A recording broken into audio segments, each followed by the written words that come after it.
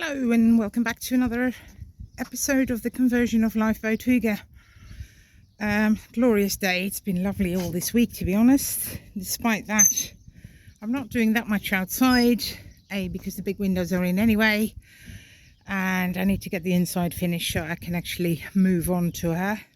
I am on the inside of the boat. I've cleared the corner where the washing machine is going to go. I've taken some measurements and I will keep measuring. I think this the depth of the worktop, the counter, is not quite deep enough for where the washing machine needs to go, so I might have to make a double side on this to make it slightly longer. I also want to try and get the floor waterproof because I don't trust washing machines. There will be a leak at some point, so I kind of want to make a tray out of GRP that it can sit in. It's going to be a top loading washing machine. It should be here this week, but yeah, I'd like to get this prepped. I had to move the bulkhead, as you can tell from the old mastic, so I'll try and fill and fare that in. Although it will disappear behind the washing machine, I want it to look as neat as I can get it. And yeah, do this. It feels a bit like an anticlimax after having put the windows in over the last 2 weeks.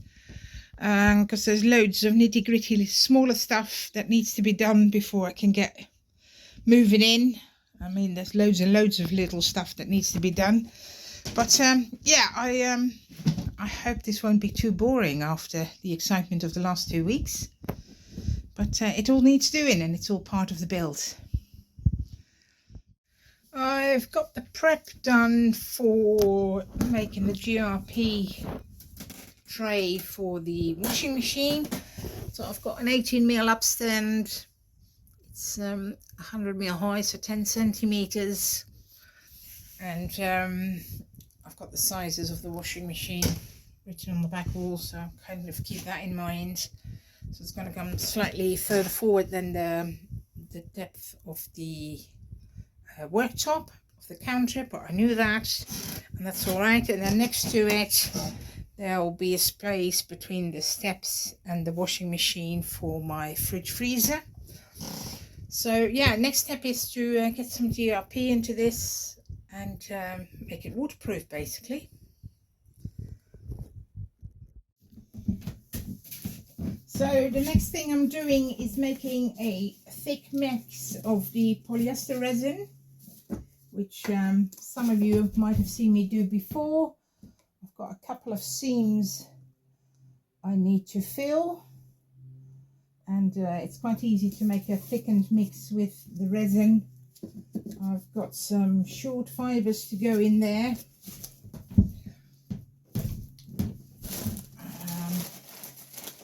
I had 2 lengths of fibre. I still have 2 lengths of fibre. These are the 3mm ones, which are quite fine. And the nice thing about the polyester resin is that you can mix up the consistency before you put the hardener in, which is only 1 or 2%. Not a lot in this weather because it's very warm, and that gives you time to get the right consistency. With epoxy you have to mix it first, so put the hardener in before you do anything else, which gives you, especially if it's warm weather, not a lot of time to mix anything else in it. But with the polyester it's very easy. The reason I use the polyester is because the boat's made of polyester. It's cheaper, easier to work with, and why change materials? I do on the critical stuff, like in the cockpit. You see me use the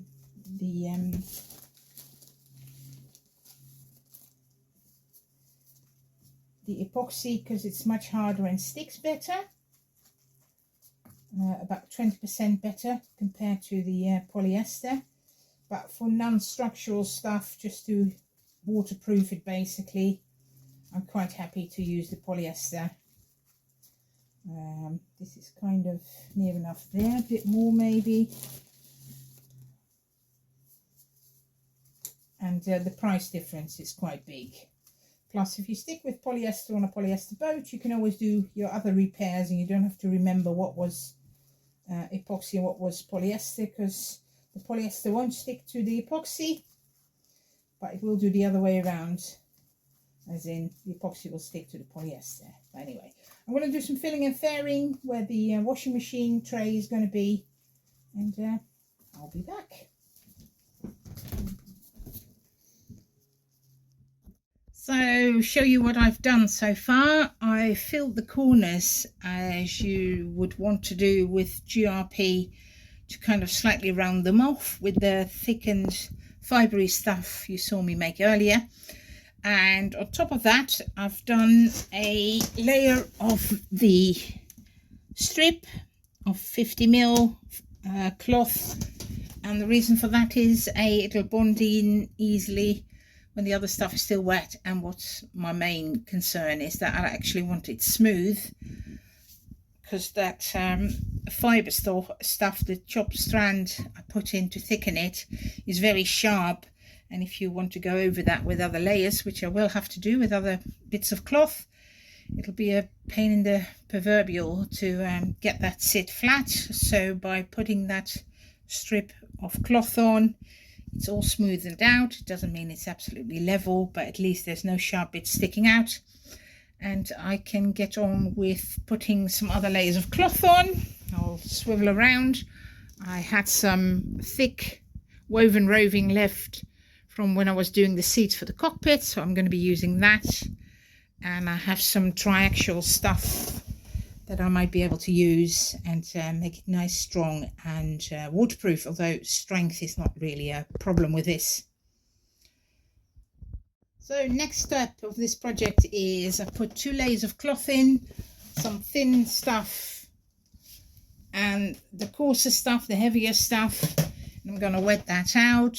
It should be easy enough because as it's warm weather, the resin is quite thin and runny, and it'll save me trying to put this thinner layer on while the rest is still wet, and it'll stick, and it's a bit like wallpapering.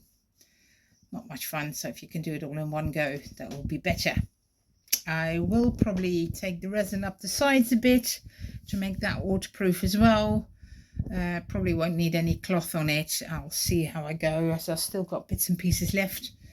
But like I said, I'll see how I go, because it does need cleaning up and finishing off after. So if I can keep it as smooth as I can, that will save me a lot of hassle later. So I'll be wetting this out next. Another thing that has been done this week, which I'm really happy with and was out of my hands, is that the bow thruster has been repaired. I still have to get the top back on it. I think there's about 30 screws to go in there, or bolts. They're Allen keys at the top and little nuts on the bottom, or even the other way around, I think. But yeah, there's a gasket as well, because the whole thing is waterproofed. The part that needed replacing on the bow thruster is this bit.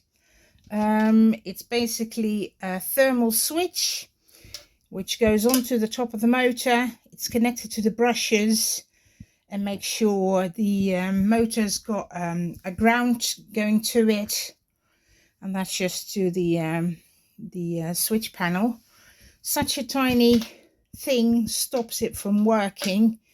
And at the end of this week's video, I am back in the forward cabin.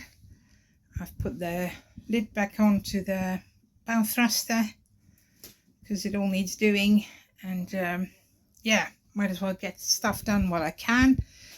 Also in the forward cabin, I need to hang some more doors because they are near enough made, apart from the 2 narrow ones that need to go on that side. To be honest, after the excitement of the last 2 weeks of putting these big windows in, this feels a bit like an anticlimax, but it all needs doing. This is ready to get painted, all the GRP up to the sides. Hopefully it'll never get wet there, but as I had the materials out, I might as well make it super duper.